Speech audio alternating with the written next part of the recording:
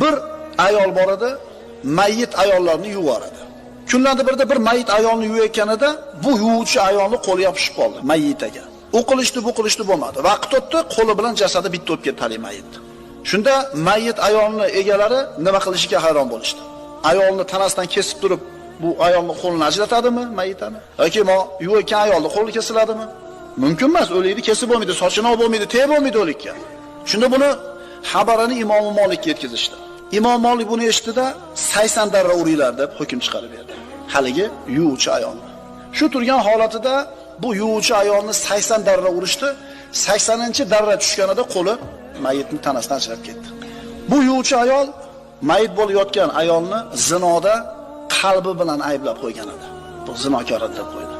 Qatida birodar qalbi bilan g'iybat qilgani uchun javobgar bo'ladigan bo'lsa, tili bilan g'iybat qilsa